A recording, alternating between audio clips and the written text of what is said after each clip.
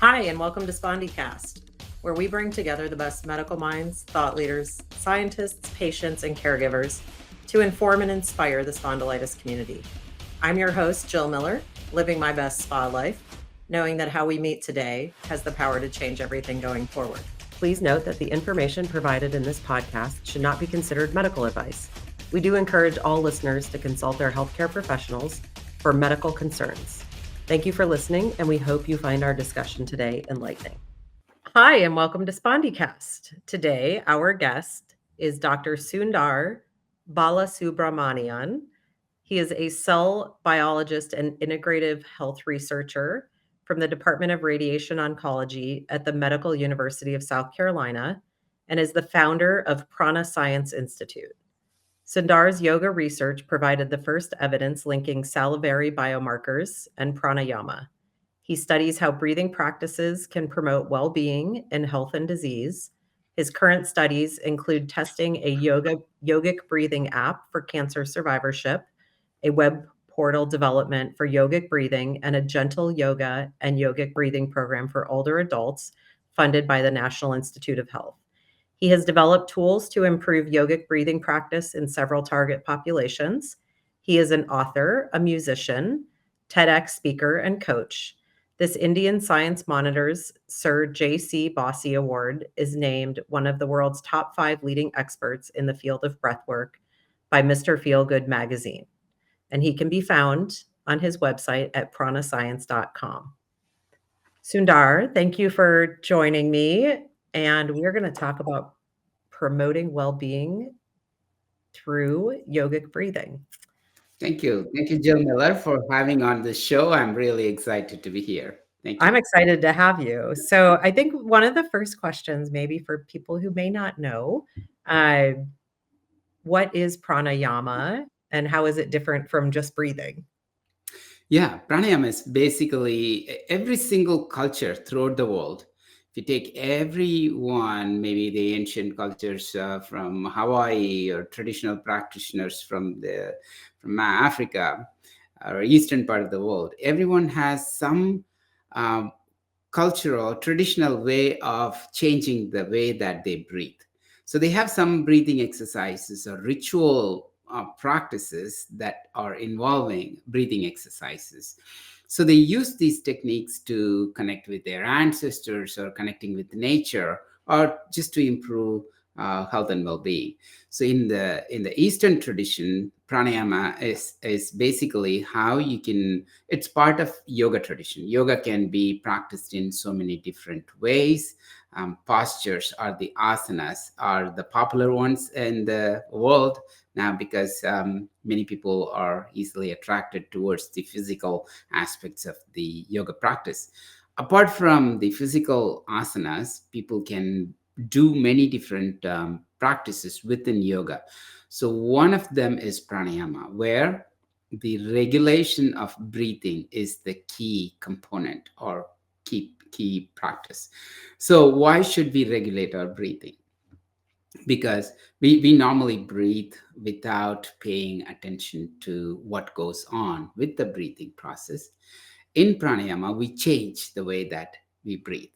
Maybe different types of inhalation, different exhalation, breath hold in, out, and adding mindfulness to it. So we constantly watch how the mind is watching the breathing, how we kind of separate the breathing process or distinguish where is the mind coming from, where is the body, and what is the breath doing. So pranayama is basically uh, a technique from the yoga tradition in changing the way that we breathe for our well-being.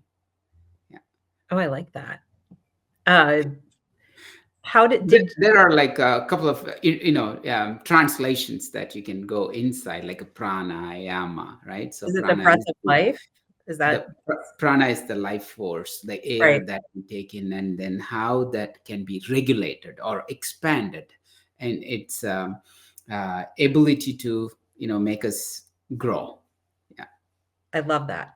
Uh, okay, so were you a cell biologist before you got into? yogic I don't breathing? know who I was first. Okay, that's good. Maybe you were just Yeah. So the reason I said that the cell biology or the biochemistry degree came much later in my life than I started learning about these practices, because I was in a family of I grew up in a family of Siddha practitioners. So they practiced Siddha medicine and Siddha lifestyle practices like yoga. So I was fortunate to learn those much early on, and that kind of pushed me into the field of biochemistry to understand how we can, what is the mechanism, why these things happen, why these practices or even the plant medicines help us heal, right? yeah. That's kind of the, I would say, I was in my childhood, I was imagining myself as a healer, as a doctor. So that's Oh, how wow. I kind of took this path. So, I love that. yeah. So you sort of took the path growing up, went into cellular biology, and you found that a lot of the pranayama and what you learned as a child actually has an effect on health. So it was really like a kind of like a washing machine. Yeah, it goes back and forth. There is a lot of interaction between experiences and in the later life, or the tools that I gather in later life that I can connect back to what I was dreaming for, or what I learned in my earlier life, right? So how these things interact constantly with each other. So I cannot imagine a day without me going back to my childhood.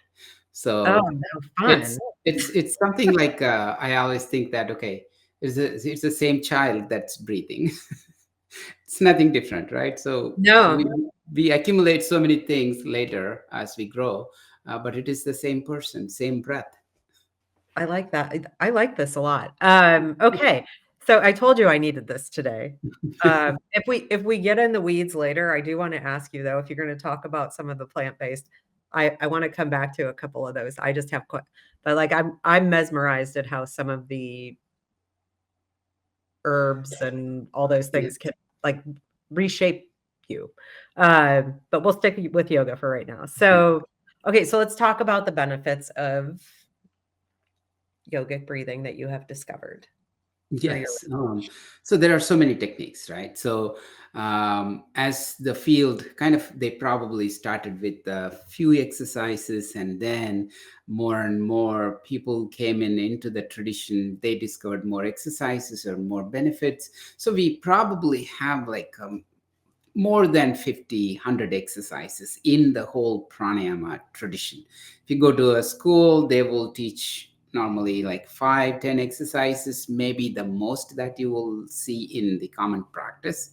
Um, i i followed some of the traditional siddha methods. Like, I put that in the chat for you, just in case, for later, the spelling purposes. Siddha medicine is one of the ancient traditions from India, and people who are the saints from that tradition are called siddhars. So siddhars are the people, enlightened people, so to speak. They wrote many different books, literature, on the traditional pranayama practices. Some of the siddha traditional books I follow, I gathered a lot of these exercises. So depending upon the exercise, the benefits would differ. You can do a slow breathing exercise. You can do a fast breathing exercise. You can do the breath holds. So every single one will have its different impact on how we feel physically and mentally. So when I was studying this one of the literary works that's called the Tirumantiram, that's this was written by one saint called Tirumular. So when I was studying his literary work, it has 3,000 poems. So Oh my. it's very interesting. It's another whole hour of talk or more than that. And this work has specific sutras, or formulas how to do breathing exercises.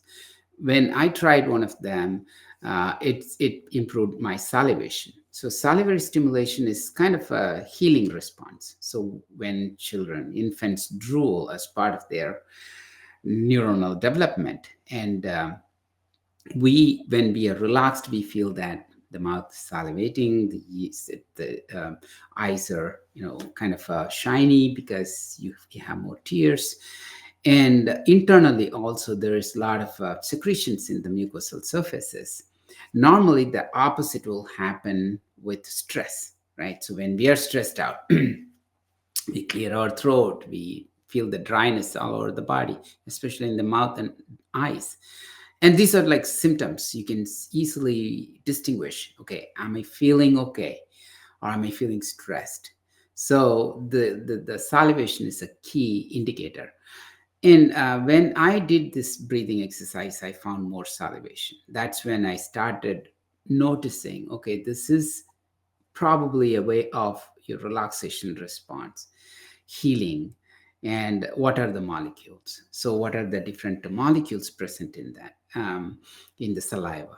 That's how I started this work. Oh, that's cool. Yeah, So yeah, what changes in the saliva when you use the yeah. technique?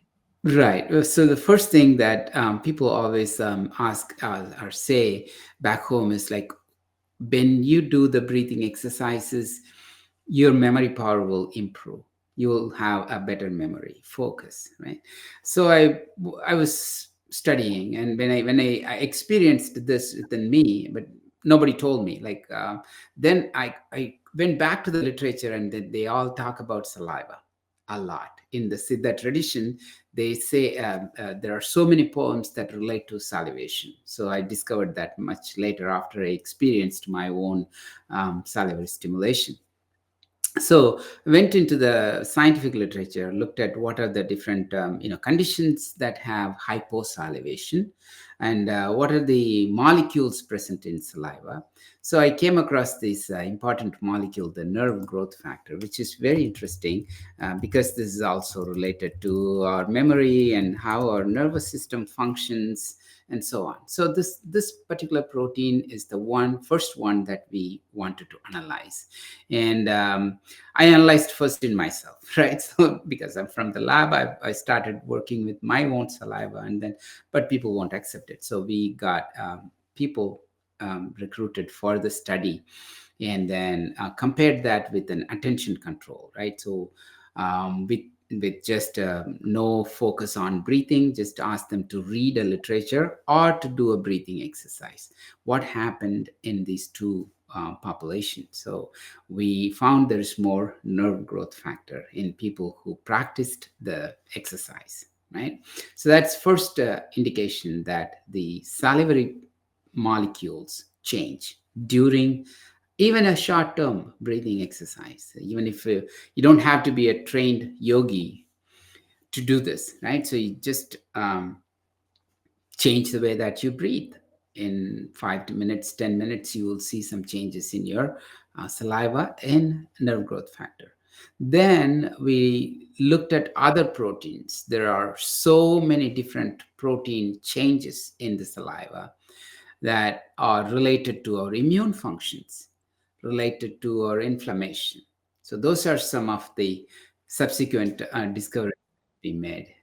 That's so any specific Yeah. tips on So inflammation? Those of yeah, us with spondylitis, so inflammation's like rules the world, right? exactly, right. It starts with the stress, physical or mental stress. It causes the prolonged stress would cause inflammation. How these blood cells are hyperactive, producing molecules like interleukins or cytokines. Those are abundant or overexpressed in many of the inflammatory conditions. And what we found was there are at least three key, in the first set of studies, we found three key interleukins or cytokines. One of them is the interleukin 1 beta, right, which is involved in many different inflammatory conditions. IL 8, interleukin 8, again some of the cardiovascular diseases, and then in autoimmune diseases, it's found in found connected in so many different, or overexpressed in many different diseases. And there is another protein called the MCP1, the monocyte chemotactic protein 1. So those are the first set of kind of observations that we did. And subsequently, we repeated this recently in cancer patients, breast cancer patients who had radiation therapy for their cancer. And we have repeated this and then found more interesting molecules in the similar sense, uh, having similar functionalities. We haven't yet published that data, just those data are currently compiled. We'll soon be publishing it. I've been presenting that work in last week in ASTRO, which is the American Society for Radiation Oncology. So I presented that work. So we soon will be publishing that. I'll be more than happy to come back and talk more about those Yeah, molecules. But the idea is that when we do these breathing exercises, we will be able to reduce some of those inflammatory molecules and stimulate molecules that are important for our other functions. yeah, sign me up. I'll join the class. Yeah. Uh, so should we try a little pranayama technique? Sure. We can try. We All can try right. some. The I'll also send you some videos. Oh, Importantly, the videos are great. That it helps people to go back and then try along with the who is showing the pranayama. And there are some other with respect to kind of the rheumatological conditions or joint conditions. We also use minor gentle movements, right? So that we did a study with the scleroderma and yeah. in older adults also, where we used gentle yoga and yogic breathing, like 30 minutes of mild movement practices, like how the wrist rotation, head rotation, maybe a little bit of spinal movement. So they all seem to be helping. So even the milder few minutes of these exercises will be throughout the day will help us to kind of feel better, because the nerve growth factor like proteins are also stimulated in the body with our muscular movements. So it's very important to consider that as well. So um, with breathing exercises, you can always try some of the physical postures also. And for the breathing exercises, as I mentioned before, we can do some fast breathing exercises and slow breathing exercises, depending upon our what we really want to experience right now, right? So most of the time, people always say, "Hey, I want to relax." Right? Yeah. Sometimes people say, "Hey, I want to go for a workout." Right after this, so we can change depending upon that. And in the morning, on a cold day, we want to warm up, right? So we want to get up and go. So at that time, we don't want to do some, mild calming down breathing exercises. So we want some really warming up exercises. So Yeah. And I've learned, and I don't know if it applies to some of the other patients or populations that you've worked with, is so like in Ayurveda, my Ayurvedic practitioner is like, do not do heat creating breathing. She's like, you are hot to begin with. Don't do no more heat. So she like, and I think some of us are so different. This is one of the beautiful things about yogic breathing or Ayurveda, and the approach is that it's very individualized. So yeah, yeah, I get exactly. yelled at. She's like, no more heat, no heat in your body. The way it works is like that we are not so sometimes people say, hey, you're a vada person, you're a pitta person, you're a kapha person, right? That the three major things like fire, water, or air, right? These characteristics are, even among the modern practitioners, it is misunderstood. Like the Siddha tradition has clearly said that these characteristics are changing. All You the are time. not You're not a vada person always. Your body is not always hot. You're not always cold. Right. It's kind of changing. It works very well with the current theories of how the metabolic activities, the ultradian rhythms happen, right? Yeah. So that's how the Siddha tradition taught us. Like, you're not, if someone from the Ayurveda, people come and say, "Hey, you are a Vada person." Like, no, I'm Vada maybe in the morning and maybe in the Right, afternoon. right. Yeah, I'm not Yeah. a Vada person And I all the def time. Right? yeah. I find in the heat of the summer, that's when Yeah, I need to, yeah, like, eat cooling foods and stay away from hot breathing. exactly, exactly. Yeah. That's why, like, our system is not solid. Like, it's nice and fluid. You just that's why pranayama is very, very tailorable depending upon our mood, like our taste. Hey, I want to try some chocolate now. Oh, I want something like savory. So it's just like our taste. Everything changes with respect to how we feel. So pranayama is kind of suitable for individuals, and she can choose from any different flavor. So maybe we will start with some mindful watching of the breath, and then some deep breathing, and maybe some level of attack, how we can connect some humming or other practices, vocalization with breath, and we can try a couple of those Okay. things. Let's do Yeah, it. and feel free to ask me, like, hey, I want to show me a fast exercise, show me a breath hold, like, ask me, I'll show you, Okay. right? And yeah, so let's take a moment to watch our breathing. We are not going to change the way that we breathe. Gently closing your eyes and bringing the awareness to the tip of the nostrils. Just watching the air going in and out.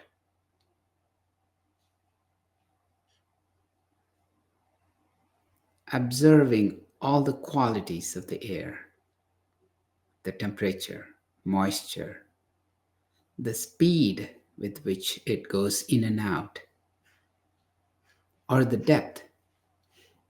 How far am I following the air?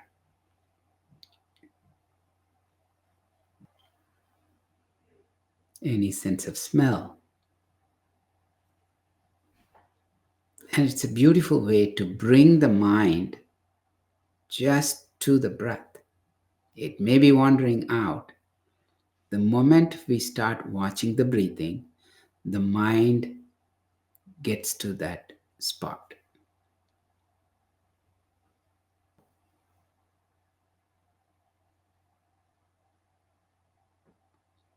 As we start watching the breathing, you might have noticed that we tend to breathe a little bit slower. The moment you start watching how deep the breathing is going in, and we probably slow down. We can facilitate that by engaging our abdomen, tummy. Tuck the tummy in to breathe out all through the nose, and slowly relax the tummy so the air can go back in. Breathe in from the tummy, the lower ribs, and the upper chest. Fill all the way up to the collarbones. Then start relaxing from the upper chest, lower ribs, and then the tummy. Basically, breathe in from bottom to top. Breathe out from top to bottom.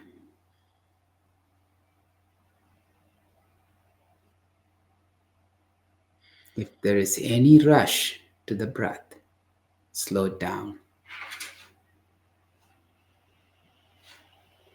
Make it even, soft from top to bottom.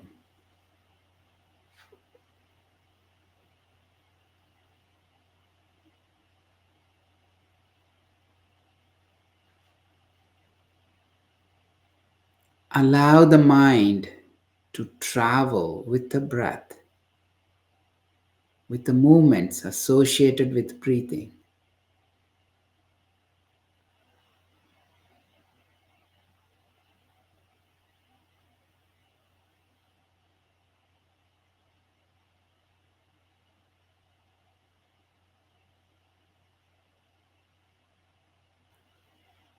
Let's remind ourselves to breathe out completely by tucking the tummy in. Maybe take a little pause.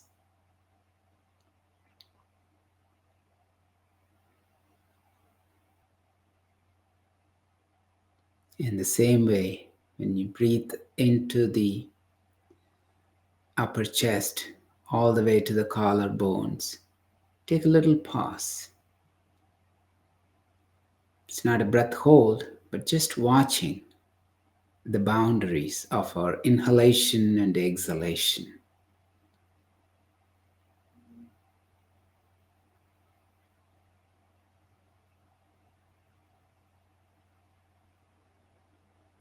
We might want to try something else before I fall asleep. So let's try this. Connect that with it's a beautiful experience of how you can even feel that the moisture in the mouth or in the eyes, Yeah. and the way that we engage our diaphragm is extensive. There's a saying in our language, Tamil, that the more you learn to breathe out, right? So the breathing out is referred to as breathing itself, breathing out. So exhalation means breathing. So when they go to the doctor, they'll say, I cannot exhale. Oh, That's how interesting. it is. The breathing is considered as exhalation, but we don't exhale normally. We Right. just keep it here. The exhalation needs to be more. That's where we train our diaphragm, nicely pushing out and then inhaling, exhaling more. So that comes with humming also. So you take a nice deep breath, and when we hum,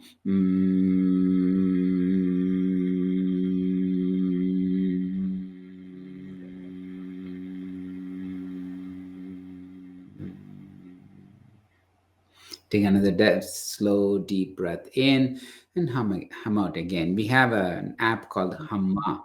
So it basically helps you to kind of extend the breathing, maybe hum couple of times in a minute.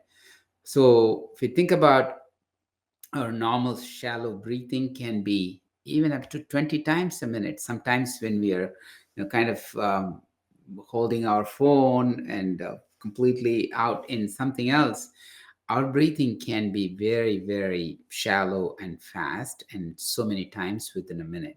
So mindful breathing, or watching it, extending it with humming, can reduce it to maybe bring it 3 times, 5 times, under 10 times, which is very, very important. People have shown that even those with hypertension, diabetes, they can reduce the number of breaths to 6 times a minute. That has a very good improvement in their health. Interesting. So even if we do for 5 minutes here and there, like morning, noon, evening, 5 times a day, or whenever you get a chance, put something in the microwave for reheating, 2 minutes, take that time to breathe. That is going to be improving the health. Those bite-sized practices have an impact. I like that. 6 times a minute. Yeah, yeah. So Though I remember I remember going when you do the breath holds uh in Shivananda, when you do the breath holds, you can get like a minute and a half in 2 days. You can just start to like hold it and you're like, whew, I had no idea. yeah, Uh it's amazing. yeah, it's very, very important. That's what we learned, right? In the pranayama, we learn how the extent to which you can use the power of your own breath to move in either direction. Like, okay, I want to keep it for my physical well-being. People have shown that the those who are swimmers, they can swim longer.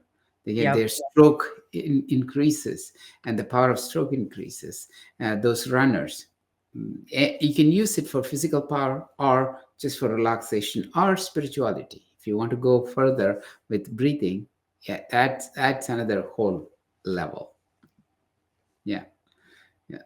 And the I know you have a question.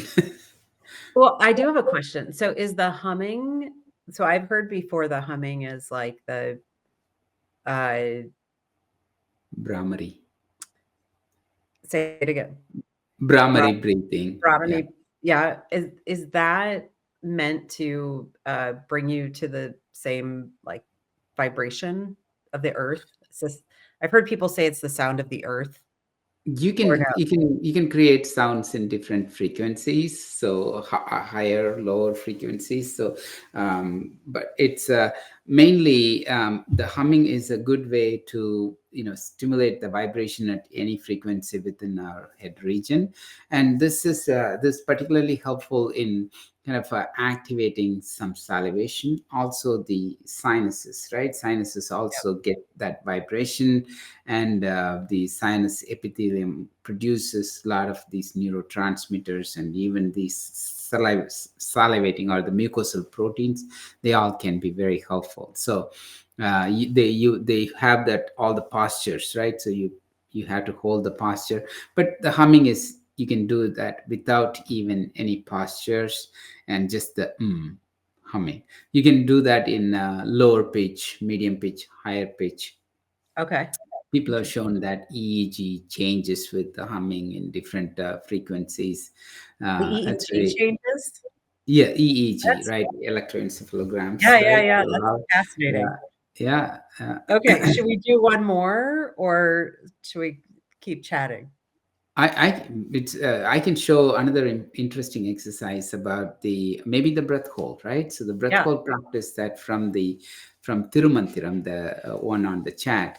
So it goes with the inhalation, right? The inhalation this time is going to be swift, right? So you engage the tummy, the lower ribs, upper chest within like 2 counts, not 2 seconds. It can be longer than that. So it goes like this, and slowly, completely full inhalation, and then hold that for 8 counts. So the count can also be a chanting. You can chant within the head for anything like okay, I'm powerful, I'm beautiful, I'm peaceful, things like that. And then hold that for 8 counts, and then breathe out through the right nostril for 4 counts. So it's going to be 2, 8, and 4. So we have like the left for in and right for out. So that's how the sequence goes. So,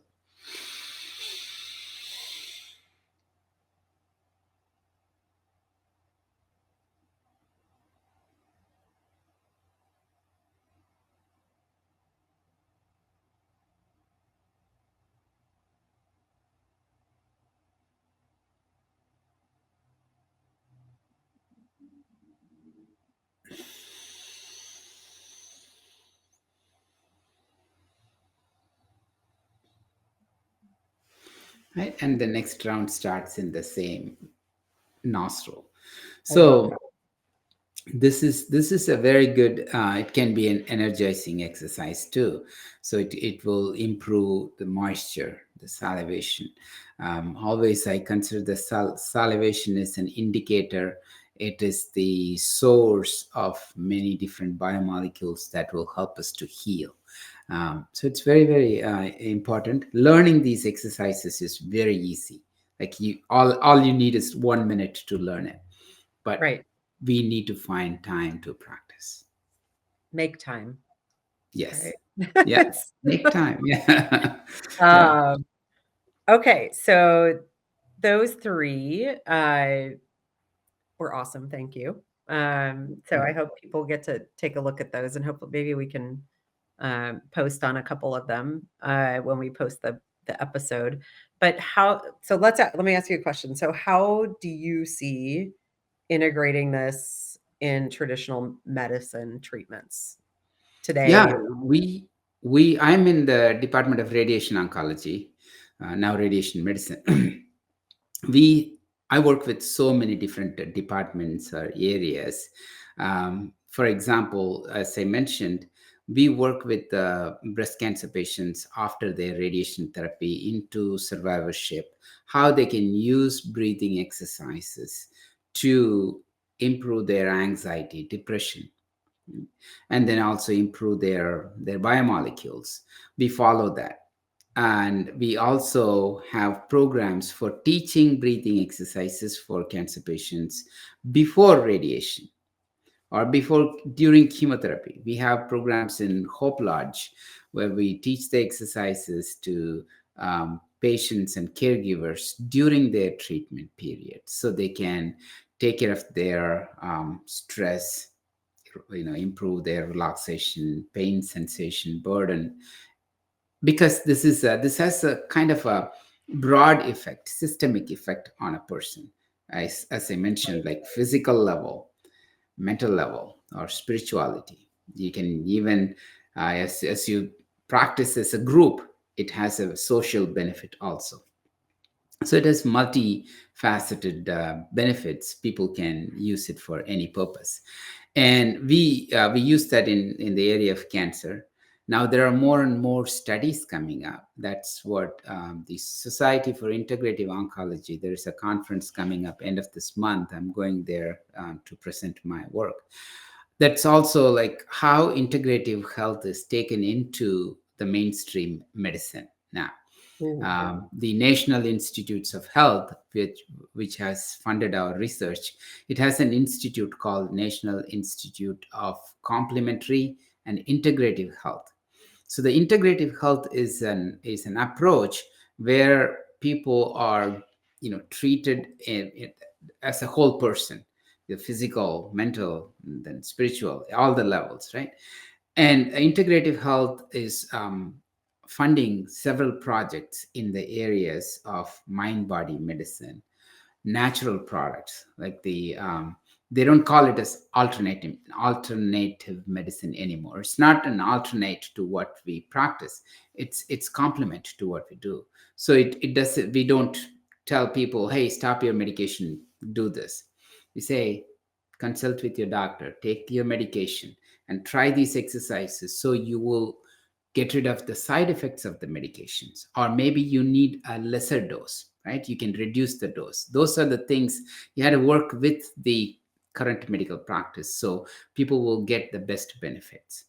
And that's how the current the medical field is moving in that direction. There's a good opportunity to kind of incorporate those traditional practices, acupuncture, tai chi, Yep. qigong. Many different practices are out there, people are bringing in. Yeah.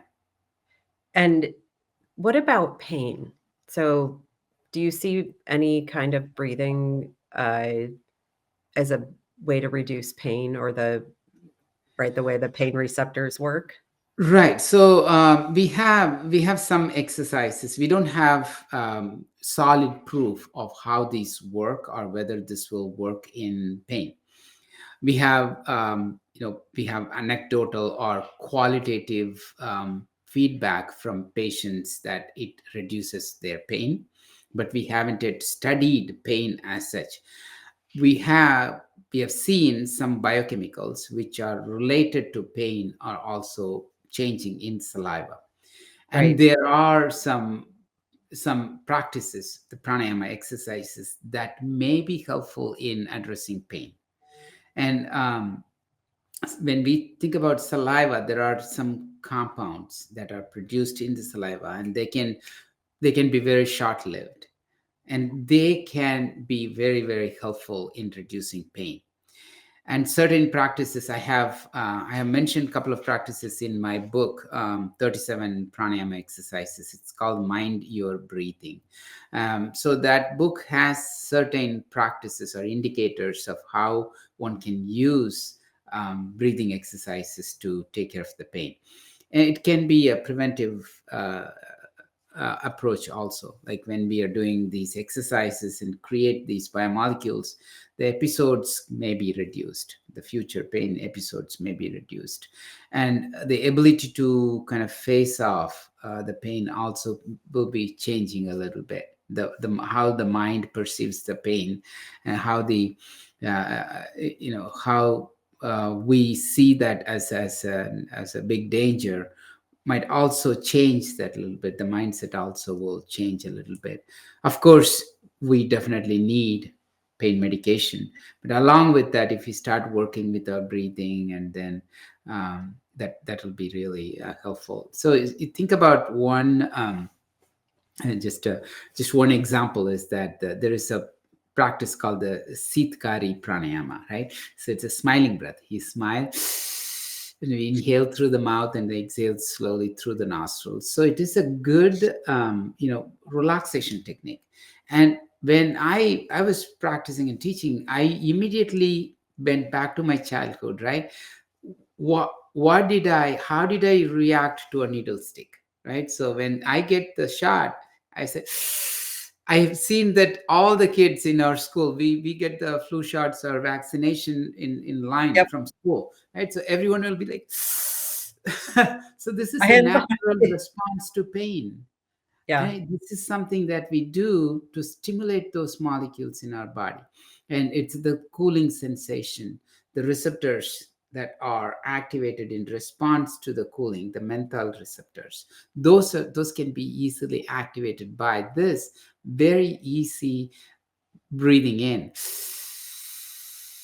So the minor salivary glands, there are 400, 600 minor salivary glands in our oral cavity, the inside of the cheeks, under the tongue, on top of the tongue, everywhere, soft palate.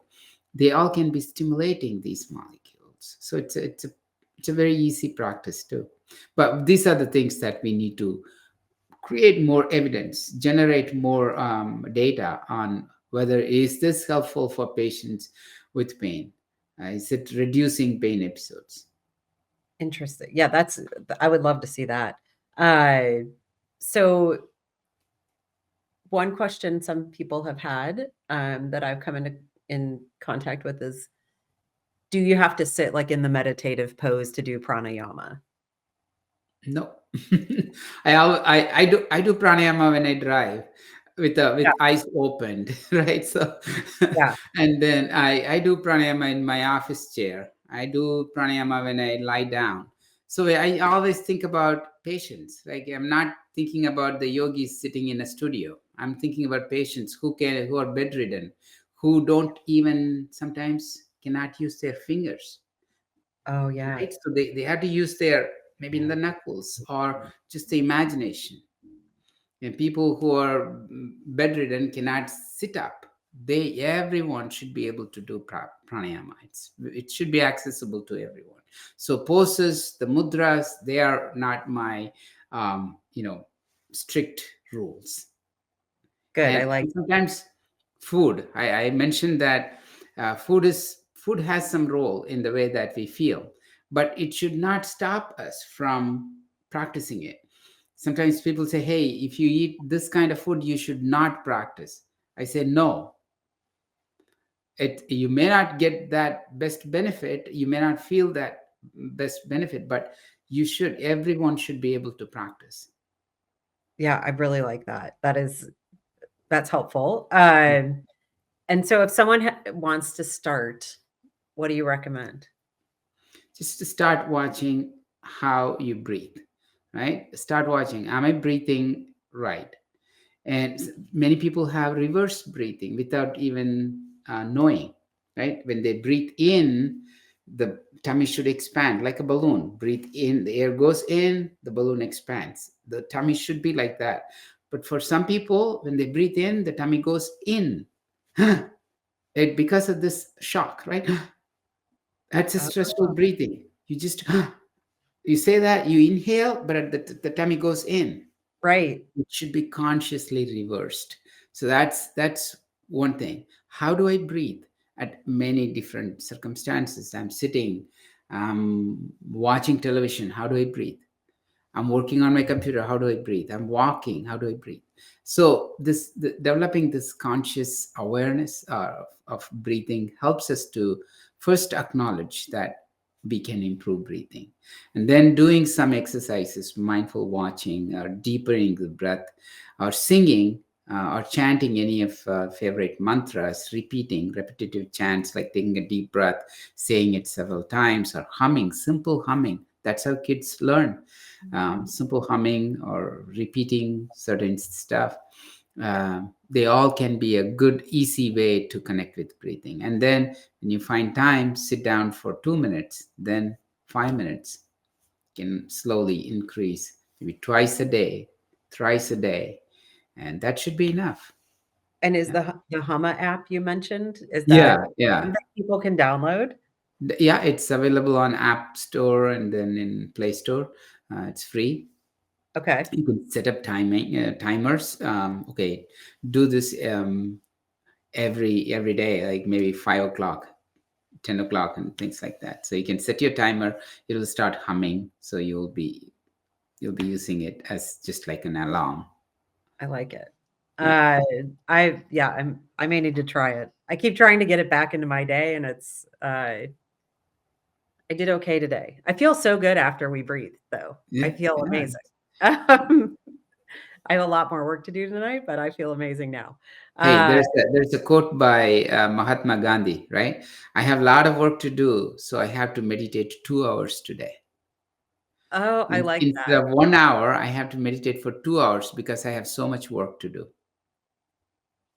I should be living that right now.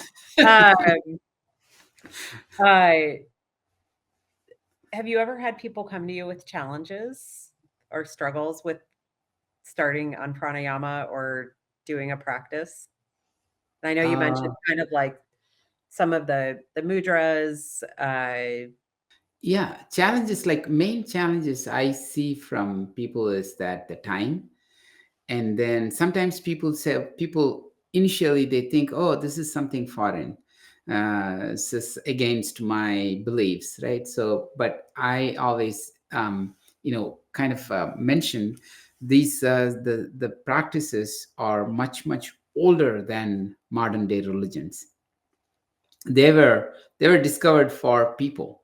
Tirumular, the person, the saint who said, let the whole world get the joy that I got, right? That's what he says. Like they never see people, or they never separate people based on who they are, how they look, and where they were born, things like that.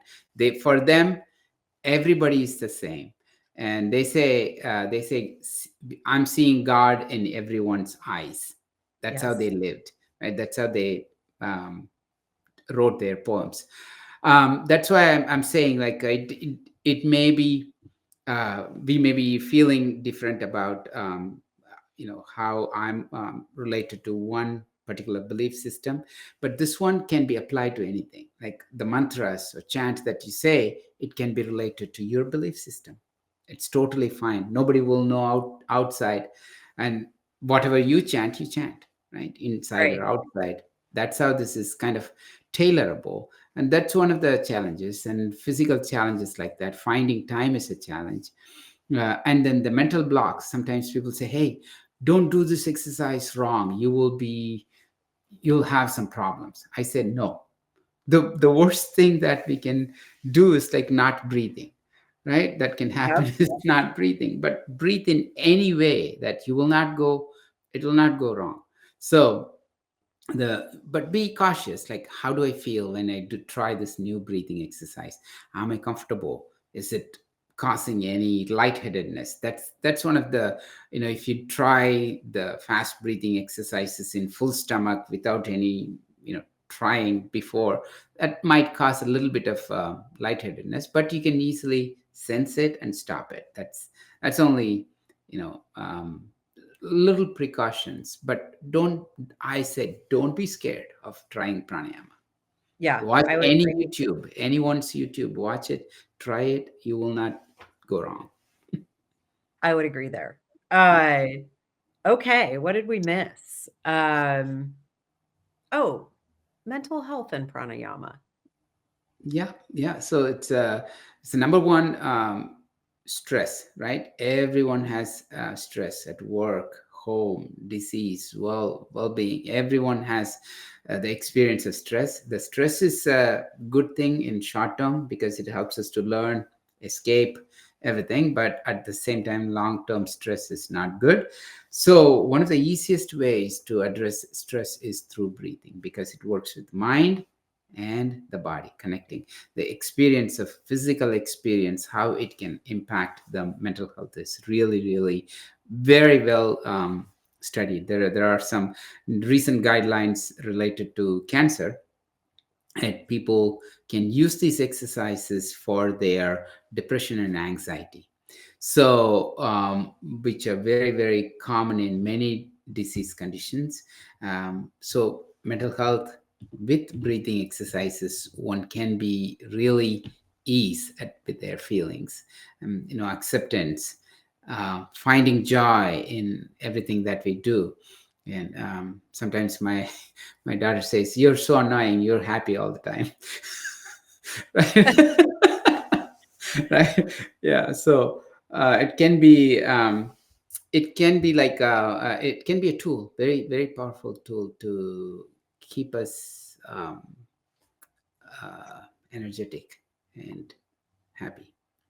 I would agree. Okay, last question. Well, second to last question. Any resources you recommend or programs that people can check out online or elsewhere? Yeah, definitely. Prana Science, our website can have a lot of events updated.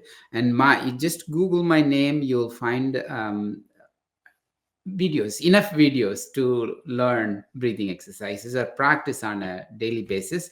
There's a recent book that I wrote, which has like a 1 year worth of breathing exercises. So Ooh, I it like has this. like 5 modules with questions before and after.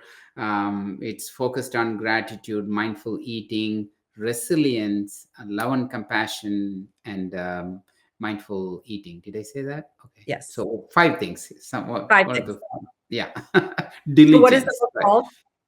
It's called Breathe a Little Better. One pranayama a week. So you take one concept and one pranayama for the whole week. You try that. And 10 pranayamas, 10 weeks will be one module. And like Okay, that, you have 5 modules, 50 exercises, 50 weeks. I like it. You could take 2 Yeah. weeks of vacation. Yeah. That's for your holidays. Um, Yeah. okay, any last bits of advice for us? Advice, I don't have advice, but I always encourage people to watch the breathing, try some breathing exercises because it's so easy, it's free, and very valuable. And I encourage you to try it. And you know I'm sure you will find some you know useful tools within that practice, right? So I wish you all well. Thank you for having me. Thank you, Sundar. It was such a pleasure. Thank you, Jill. Have a good one. SpondyCast was made possible by donations from the Spondylitis Association of America's individual members and our show's corporate sponsor, AbbVie. Since our founding in 1983, the Spondylitis Association of America has been the face, voice, and leading nationwide nonprofit educating, empowering, and advocating for people living with spondyloarthritis. Through our extensive work with patients, the medical community, and partners, we provide information and resources to help people impacted by the disease live better lives and champion research to find a cure.